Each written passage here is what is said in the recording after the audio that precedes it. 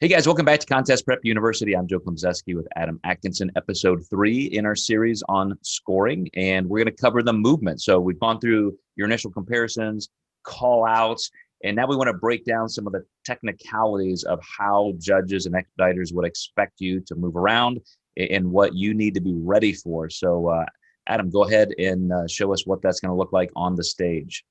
So this is a great one to talk about. So when you get your initial call out, the call out again is in numerical order. So it doesn't mean like if they call you as the first number and you land center that you're first. They're still going to move you guys around. If you hold the center box, that's great. In a call out of 8, you may split center because there's 4 here, 4 here. What ends up happening is they start moving people based on how they think you should place. So this is where the term head judge is really important. The head judge is the one who is moving everyone. So let's say you're on the 5 line here and your number is 177. She says switch with competitor 162. You guys raise your hands and switch. And a call out of 5, it's looking like you're first. However, each one of these judges gets to score you individually. So we know the head judge thinks you're first, but this judge may say you're second and I like the person on the 3 square or the 2 square better. With that being said, all the moving only matters from that one judge's perspective. Everyone else gets their choice on how they get to score you. Now, here's an interesting little nuance to that, in that there are some pros and cons to the way different organizations do this. And I'm not going to say, one is better than the other. Again, I think there are really strong pros and cons. One of the things I like about the NPC and the IFBB is they're very consistent across the board. You know what to expect. They do it the same way every single time. And so there is a lot of continuity to the fact that if you get first call outs and the head judge puts you in that center stage position, you got to feel pretty happy about that. Other organizations, almost like double-blind, placebo-controlled studies, they almost intentionally don't do that because they don't want the head judge to bias the other judges.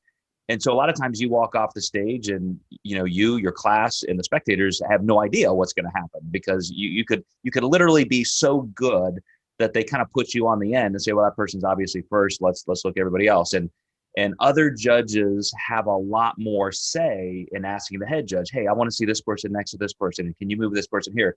So the head judge in other organizations is almost like just the arbiter, the referee, but everybody has a lot of vocal input. And again, pros and cons, but with the NPC heading into these national level shows, vying for IFBB pro cards, it's pretty cut and dry and systematic. Yeah, one thing I'll say that I really like about the NPC, I'm very evidence-based. A lot of people have their opinion on politics. But show me the evidence and I'll agree. I've seen more evidence point towards integrity versus lack of. I've seen Sandy step off a panel because she had a sister-in-law competing. I've seen Becky pop off the panel due to opposing client competing. I've seen lots of acts of integrity versus political bias. And I really like that about the NPC. Mm-hmm. So maybe a quick mention, is there a way, just in terms of professional aesthetic, when judges are moving you around, like competitor 3, please, change place, competitor 8, is there an expeditious way that they like to see things done? Well, I think that they like to see competitors listen. And also too, like, if you get moved to the 4 spot, that doesn't mean it's done. They might turn you and bring you back. So don't act mad or sad that you got moved out of center box, because I've seen people get moved back in. And psychology shows us we would much rather look at people smiling versus frowning.